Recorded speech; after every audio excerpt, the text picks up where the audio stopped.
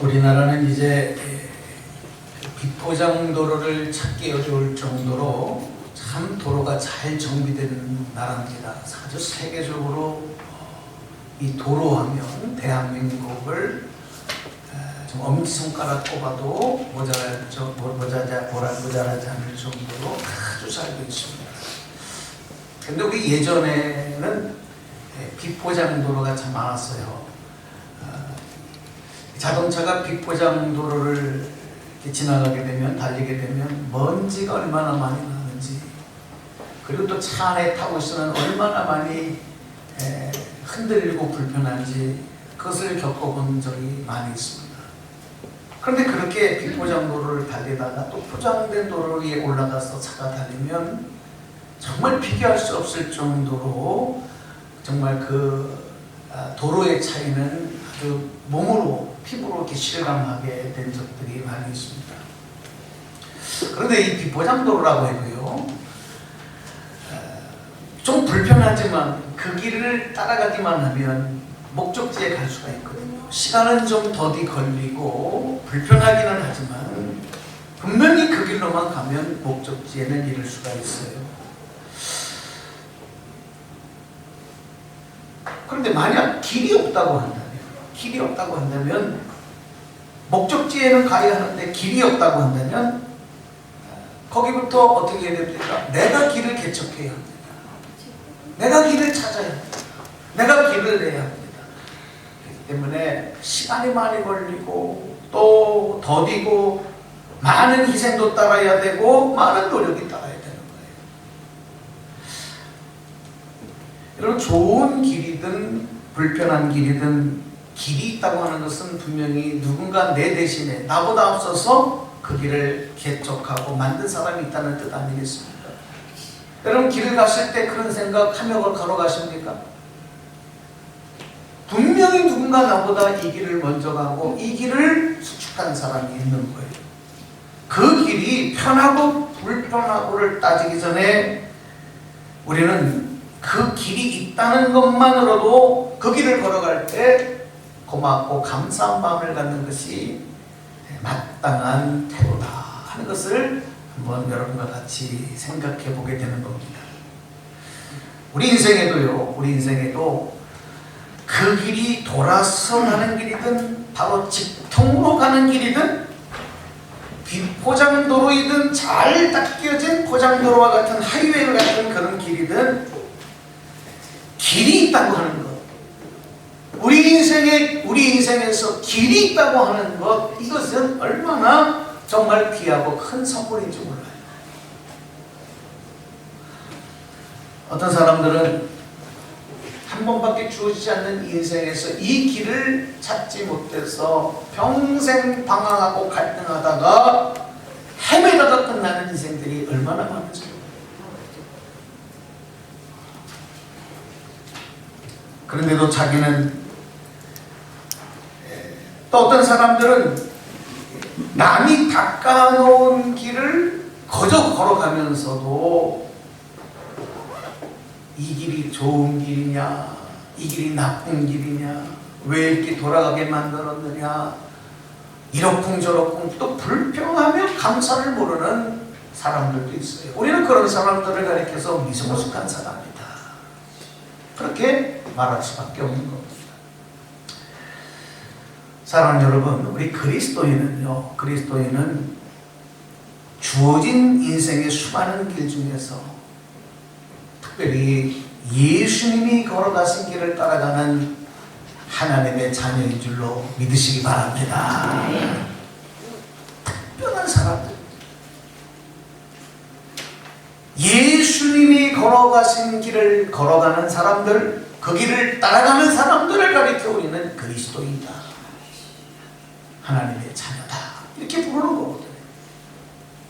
우리가 잊지 말아야 할 것은 예수 믿고 구원받아 예수님 말씀을 따라가는 신앙생활을 한다는 것, 복잡하게 생각할 거 없어요. 바로 예수님이 닦아놓으신 그 길을 걸어가는 것이다.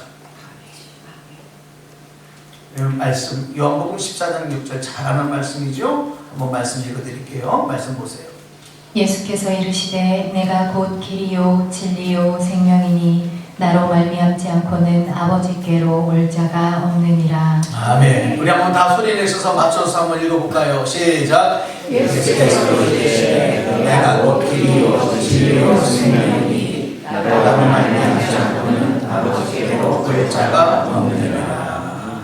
아멘. 그러므로 생명의 길, 영생의 길, 축복의 길을 걸어가는 우리 그리스도인들은 바로 항상 우리의 삶 속에서 감사하는 마음, 또 예수 그리스도로 인하여 하나님께서 허락하신 이 귀한 생명의 구원의 은혜를 잊지 말아야 합니다. 잊지 말아야 합니다. 때로는 내 삶이 힘들고 어렵고 불편해도 내가 걸어가는 길에 볼뿌리가 있어 넘어질 때라도 또 다른 사람보다 좀 더 멀리 가는 것 같아 힘들고 지쳐도 우리의 마음의 중심에는 항상 그렇지, 나는 특별한 길을 걸어가고 있는 사람들이지, 내가 걸어가는 이 길은 생명의 길이요 영생의 길이요 구원의 길이요 축복의 길이지, 이 길을 예수님이 그 십자가의 은혜로 닦아놓으셨지. 그러니 감사합니다. 하나님을 사랑합니다. 여러분, 이 고백이 매일매일 삶에서 저와 여러분의 주님을 향한 간절한 진정한 고백이 되기를 주님의 이름으로 축복합니다.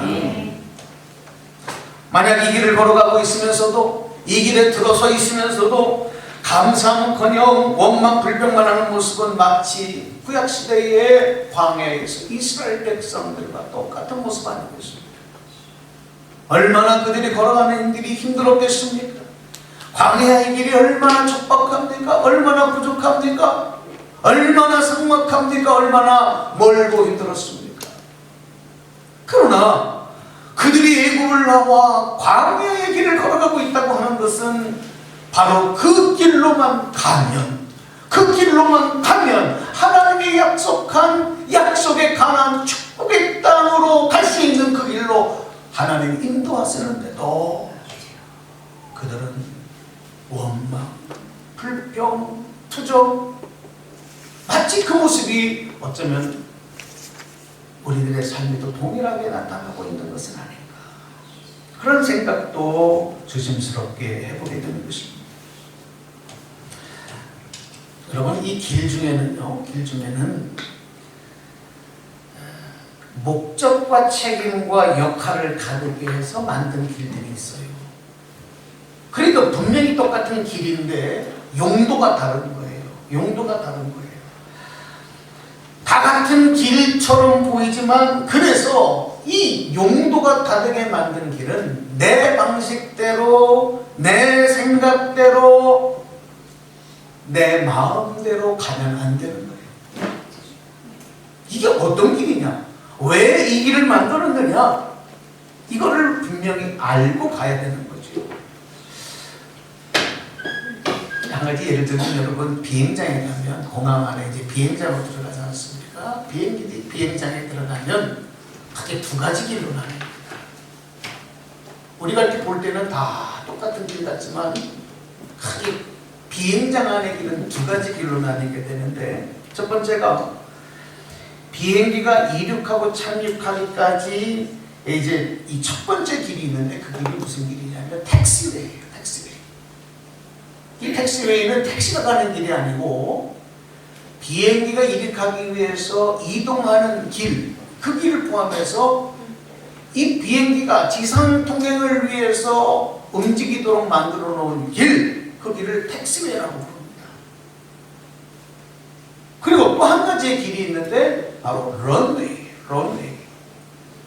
우리가 잘 아는 것처럼 활주로라고 부릅니다. 이 길은 비행기가 이륙하고 착륙하는 용도로만 사용될 수 있는 길입니다. 다 같은 길인 것 같지만 이 택시웨이와 런웨이 전혀 용도가 다르게 만들어 놓은 길인 거예요. 비행기는 이걸 조종사는 분명히 알고 이 길을 이용해야 되는 거죠.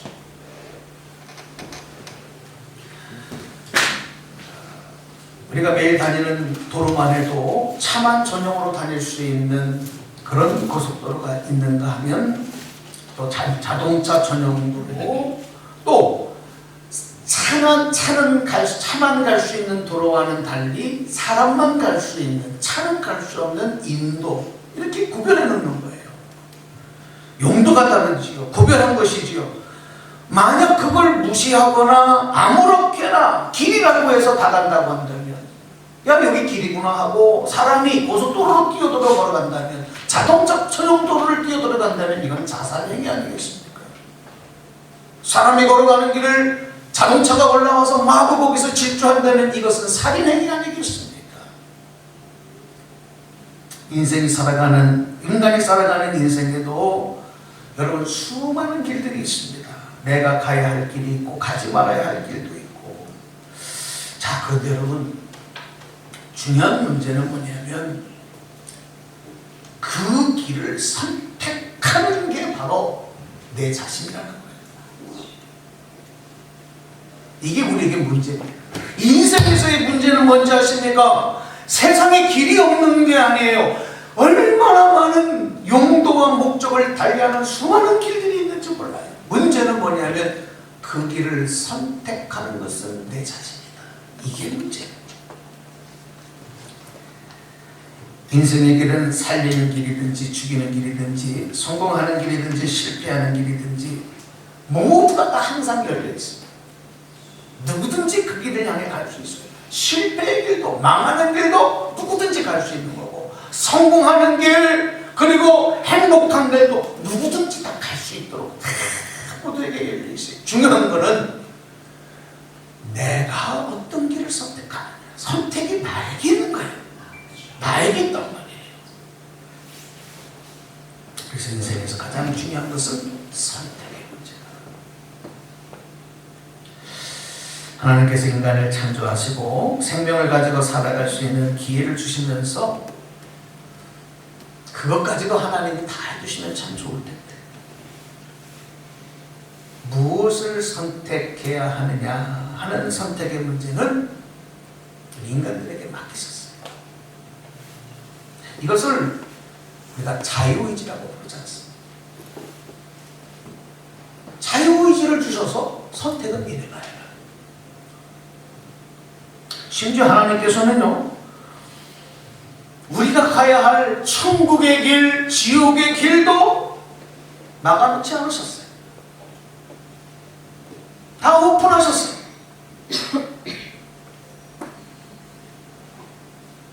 선택은 네가 해라. 그래서 우리 인간의 존재는 불안한 존재. 매일매일 불안해요. 여러분, 이 코로나 바이러스만 불안한 게 아니에요. 인생 자체가 불안하단 말이에요. 늘 불안해요. 초조해요. 내가 이걸 하면서 내가 잘하고 있는 건가? 그 염려와 불안이 떠나가지 않는 것, 그런 인생을 살아갈 수밖에 없는 것입니다. 하나님께서 인간에게 선택권을 주셨다는 말은 이걸 잘 이해하셔야 합니다. 근데 이게 문제다. 이게 우리 인생의 문제다. 인간 존재의 실존 문제다. 이렇게만 우리가 생각하고 불안에 떨고 염려할 것이 아니에요. 그렇다면 뭐 신앙생활이 필요합니까? 그거를 이해하면서, 그렇다면 인간에게 하나님께서 선택권을 주셨다는 것은 무엇을 의미하는 거냐? 왜 인간은 선택하며 살아가도록 만들었느냐, 인간이란 존재를. 이것을 여러분 한번 저를 따라서 복창해 주시기 바랍니다. 하나님을 절대 의지하는 존재가 되어야 한다. 여러분, 인간이 선택하며 살아야 되는 존재가 되었다는 말은 다르게 우리가 해석해 보면, 그렇기 때문에 인간은 절대적으로 하나님을 의지하며 살아가야 된다. 그런 존재가 되어야 된다. 여러분 깨닫는 분들 아멘 합시다. 무슨 말씀인지 아시겠습니까? 그런 얘기예요.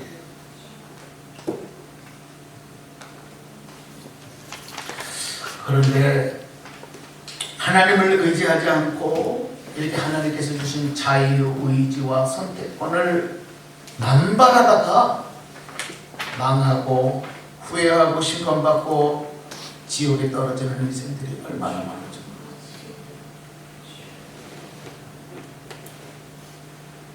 그러니까 하나님이 우리에게 주신 은혜와 축복도 이거를 잘 관리하고 잘 활용해야지.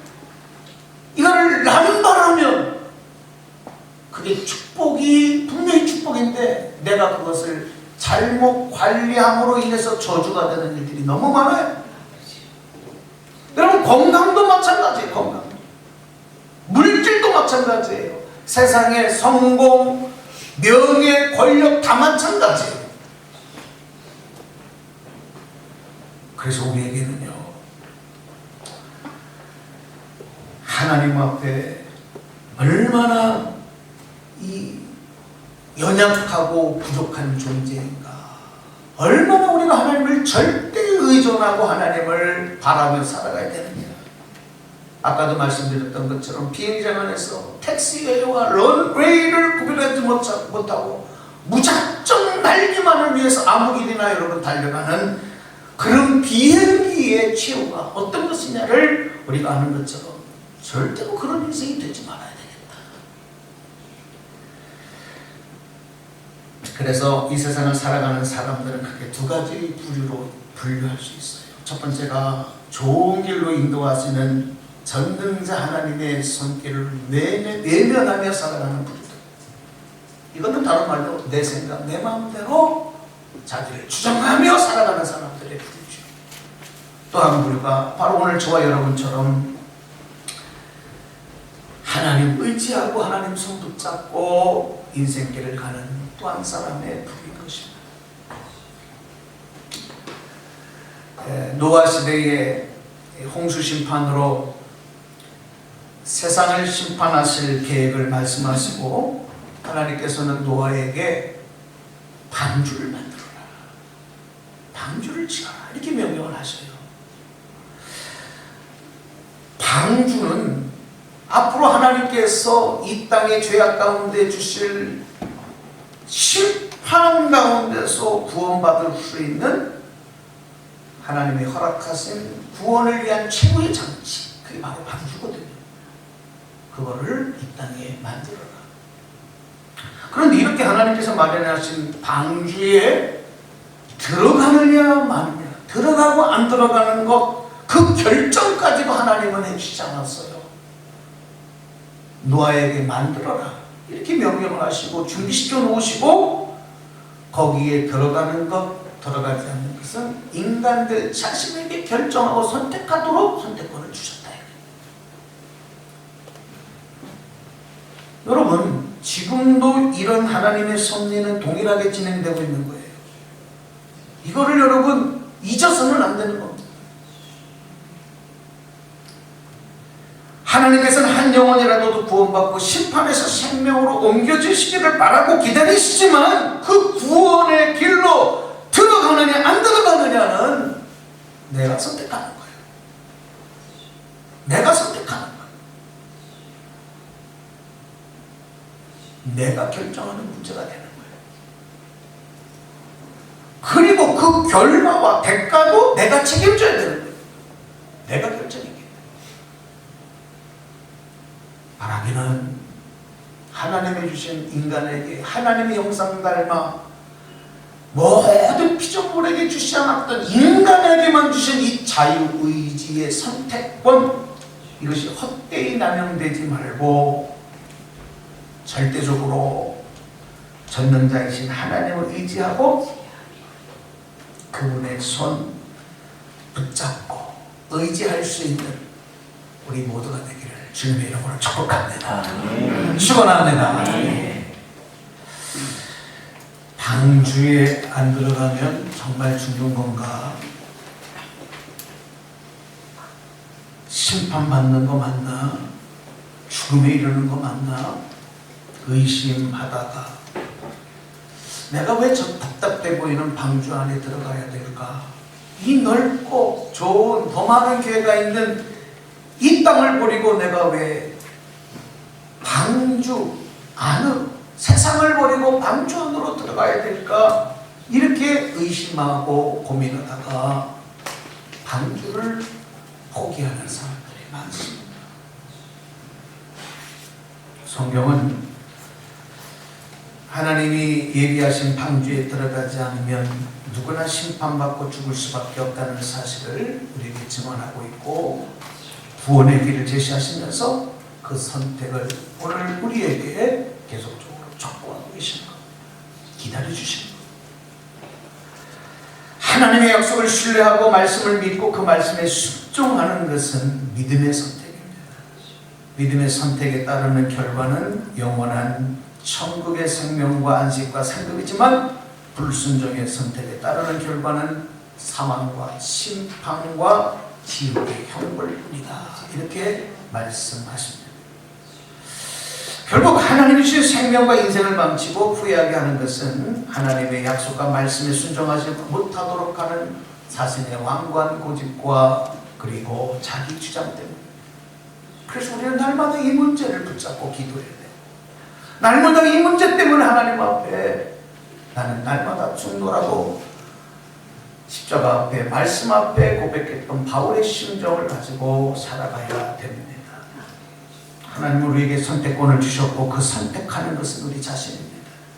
그런 사람들은 순종하지 못하는 자신의 완고함, 또 자기 주장, 그거는 그대로 유지한 채 오히려 생명과 구원의 길 되어 주신 예수님을 탓하고 원망하는 이런 미성숙하고 어리석은 모습도 빨리 돌이켜야 되는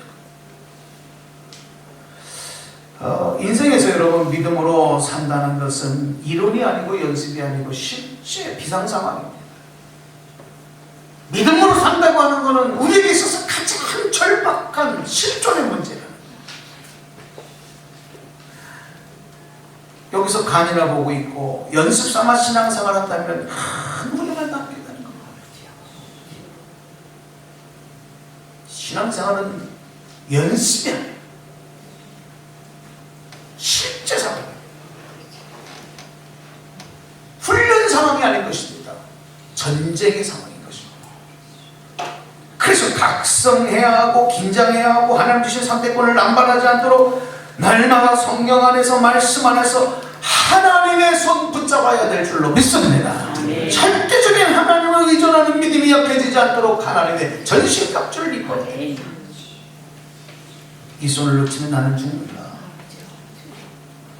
바로 이 심정으로 하나님의 손을 움켜잡아야 돼. 하나님은 내 손 놓으시지 않지만 내가 자꾸 하나님의 손을 뿌리치는 이 어리석음을 우리는 빨리 돌이켜야 되는 거예요. 세상의 모든 것은 다 내 뜻대로 되지 않는다는 것도 의심하지 말고 깨달아요. 그리고 하나님 손 의지하지 않고 얄팍한 지식 경험으로 내가 할 수 있다고 하는 오만함도 빨리 십자가 앞에. 우리는요 이제 오늘 말씀 본문으로 돌아와서 말씀을 다시 한번 정리해 드리기를 원합니다. 바울 사도가 하나님 앞에 행복하게 고백하는, 많은 성도들에게 고백하는 신앙 고백, 이 고백을 오늘 저와 여러분도 마음에 새기고 우리의 신앙 고백으로 삼아야 되거든요. 우리 그 신앙 고백을 한번 읽어드리겠습니다. 빌립보서 4장 13절입니다. 내게 능력 주시는 자 안에서 내가 모든 것을 할 수 있느니라. 아멘. 우리도 같이 한번 고백합시다. 시작. 내게 능력 주시는 자 안에서 내가 모든 것을 할 수 있느니라. 아멘입니까? 자, 그런데 여러분 이 고백만 우리가 알아서는 안 돼요.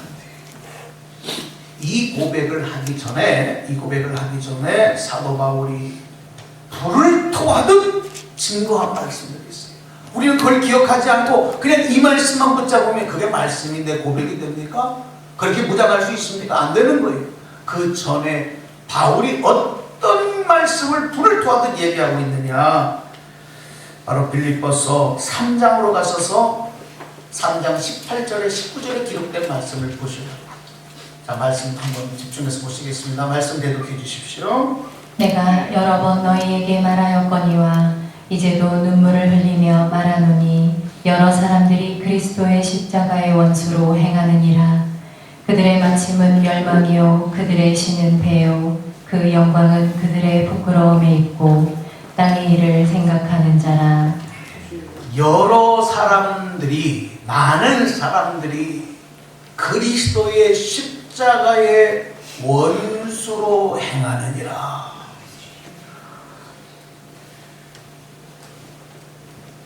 그들은 육체의 욕망을 자신들의 신으로 삼고 하나님 앞에서의 수치를 오히려 영광으로 알며 세상적인 일만 생각하고 사랑하는, 그래서 그 최후는 멸망과 심판이다. 여러분, 이 내용을 사도 바울이 애가 타는 심정으로 불을 토하는 마음으로 이 말씀을 증거한 거예요. 빌립보서 3장에서. 그 다음에 20절에 이어지는 3장 20절 말씀을 보면 이렇게 기록이 됩니다. 말씀 보시겠습니다. 그러나 우리의 시민권은 하늘에 있는지라 거기로부터 구원하는 자 곧 주 예수 그리스도를 기다리노니. 그래서 여러분, 우리 그리스도인의 삶과 인생은, 우리 신앙생활은 바로 이 말씀대로 나의 시민권이 하늘에 있다.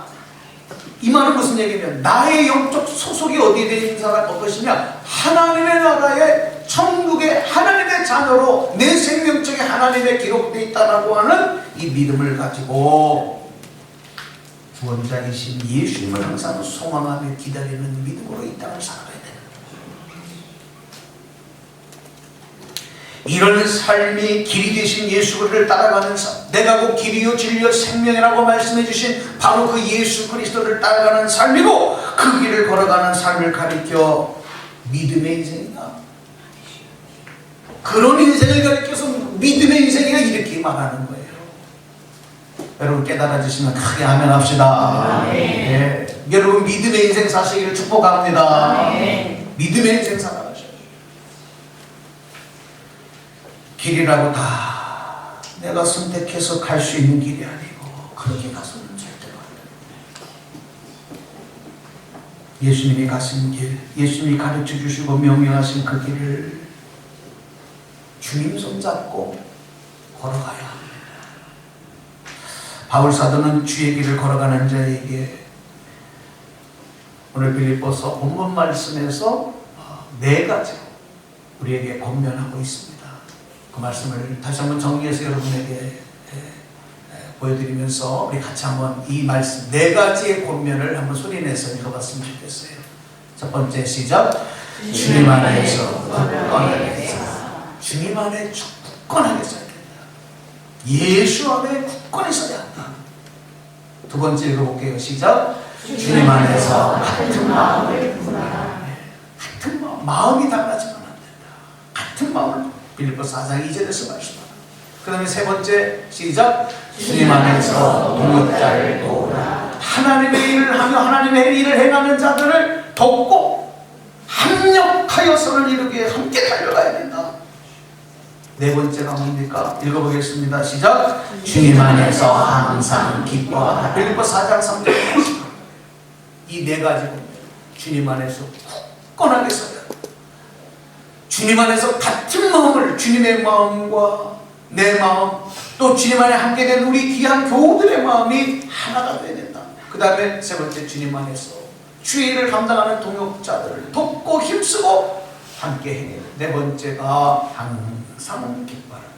이런 삶의 자세를 가지고 그 길을 걸어가는 사람들에게 당부한 또 한 가지의 당부가 있어요. 이건 우리에게 굉장히 큰 위로가 되는 거예요. 그 말씀 빌립보서 4장 6절 7절 말씀에서 우리 잘 알고 암송하는 말씀들인데, 이 말씀이 이렇게 해서 나오는 거죠. 말씀 읽어드리겠습니다. 아무것도 염려하지 말고 다만 모든 일에 기도와 간구로 너희 구할 것을 감사함으로 하나님께 아뢰라. 그리하면 모든 지각에 뛰어난 하나님의 평강이 그리스도 예수 안에서 너희 마음과 생각을 지키시리라. 할렐루야. 여러분, 이 말씀이 왜 우리에게 어떻게 주어진 말씀인가를 여러분 분명히 알고 적용하셔야 돼요. 고백하셔야 돼요. 주님 안에서 주의 길을 걸어가지 않으면서도 여러분 이 말씀은 해당이 되는 게 아니에요.